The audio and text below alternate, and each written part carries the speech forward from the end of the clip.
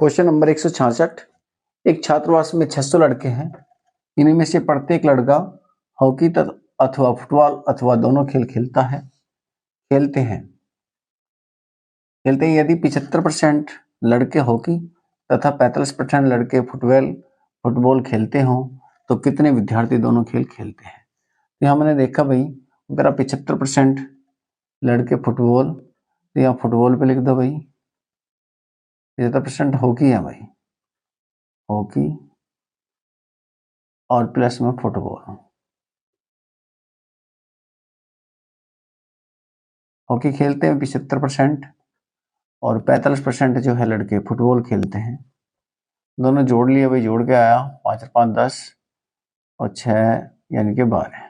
तुमने देख लिया कि इनका योग करूं तो कितना है, 120।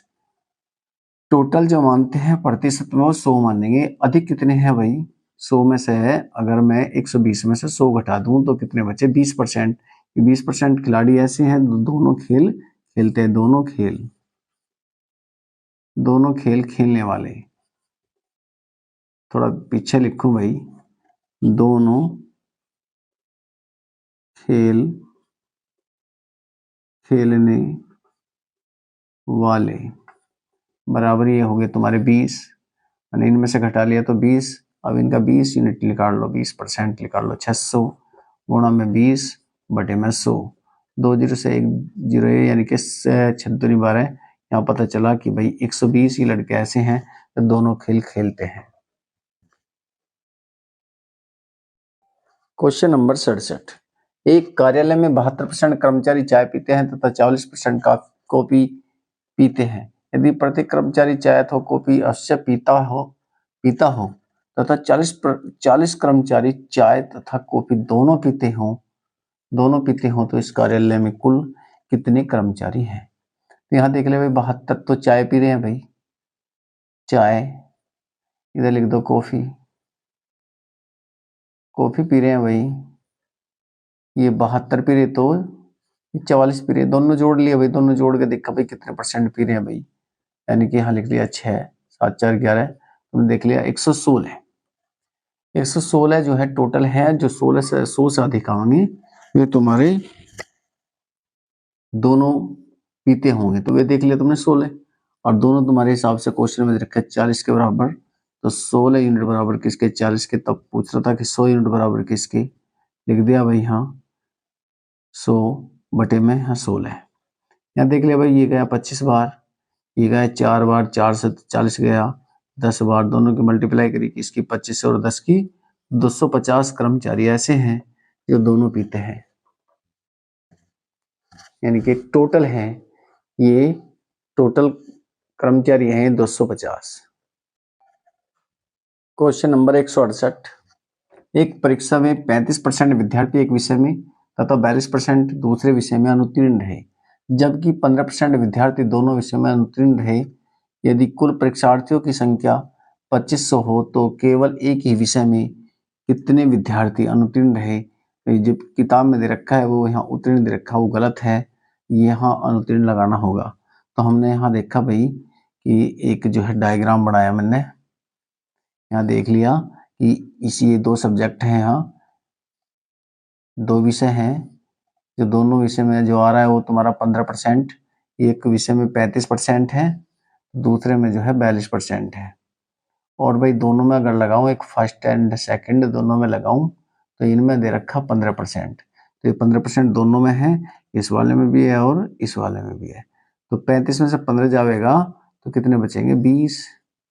और यहाँ जो तुम्हारे 42 दिखाई दे रहे हैं, 42 में से 15 जाएगा तो कितने बचेंगे, 27। तो उनसे पूछ रहा है केवल एक विषय में अनुत्तीर्ण की संख्या पूछ रहा है, टोटल कितना मानेंगे भाई, 100 यूनिट बराबर दे रखा, उसने कितना 2500 के बराबर, यहाँ दे रखा 2500 के बराबर।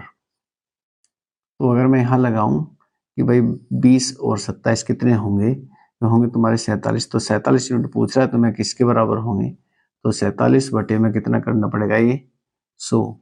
2 जीरो से 2 जीरो खत्म, इन दोनों की गुणा करी तो 25 सत्ते 175 का 5 का हासिल लगे 17, और भाई 25 चौका 100 और 17 117, यानी कि तुम्हारे जो एक सब्जेक्ट में अनुत्तीर्ण होंगे वे 1175 होंगे। क्वेश्चन नंबर 169 यानी कि 169।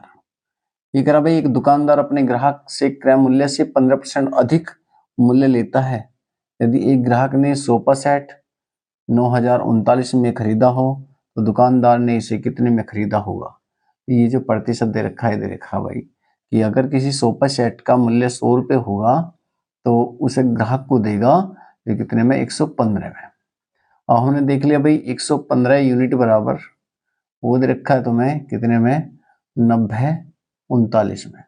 तब तुमसे पूछ रहा सोफा सेट का मूल्य मैंने मान लिया था 100 रुपये, भाई दुकानदार का जो मूल्य होगा वो 100 रुपये होगा। 100 यूनिट बराबर किसके, तो 100 की मल्टीप्लाई कर दो यहाँ और 123 से 115 से भाग लगा दो। मैंने काट लिया भाई, ये गया 20 बार, 5 4 ये गया 23 बार और 23 3 69 भाई, ये गया 3 बार। उसके बाद यहाँ बचा तुम्हारा 21 यानी कि ये होगा 23 नीमा और 23 तिया यानी कि 393 और 393 गुणा 20 कर दूं, 393 गुणा 20 कर दूं तो एक जीरो की जीरो जो की तरह रख दूं। उसके बाद 2 तिया 6, 2 नीमा 18 का 8 का हासिल लगा 1 और 2 ते 6 1 7 यानी कि जो उसका मूल्य था, जो सही मूल्य था उसका दुकानदार का वो था 7,860 रुपये। तो रुपये का साइन है भाई ये आंसर। Question number 170। पहले किसी संख्या में 10% कमी कर दी गई, इसके बाद इसमें 10% की वृद्धि कर दी गई। इस प्रकार प्राप्त संख्या प्रारंभिक संख्या से 50% कम है तो प्रारंभिक संख्या क्या है। पूछ रहा है तुमसे कि भाई यहाँ मैंने 2% दे रखे हैं तो सक्सेस वाला सूत्र लगा दो, x प्लस वाई प्लस में x गुणा में y बटे में 100। इस तरीके से यहाँ देख लिया भाई, पहले क्या होती कमी, तो 10% की कमी, फिर प्लस, वृद्धि होती 10% की, फिर प्लस, माइनस का 10 गुणा में 10 बटे में 100। यहाँ देख लिया आपने, इससे खत्म क्योंकि ये माइनस का था, दोनों जीरो से दोनों जीरो खत्म। ये पता चला कि भाई माइनस की कमी आई कितने की, -1% की कमी।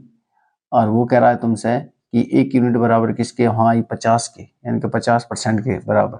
देख ले भाई 50 के माइनस की, माइनस से माइनस खत्म। उसके बाद पूछ रहा तुमसे कि प्रारंभिक मूल्य कितना था, तो प्रारंभिक मूल्य आपको मानना होगा कितना, 100। तो इन दोनों की गुणा करूं तो प्रारंभिक मूल्य कितना है, 5000। ये तुम्हारा क्वेश्चन नंबर 170 था भाई।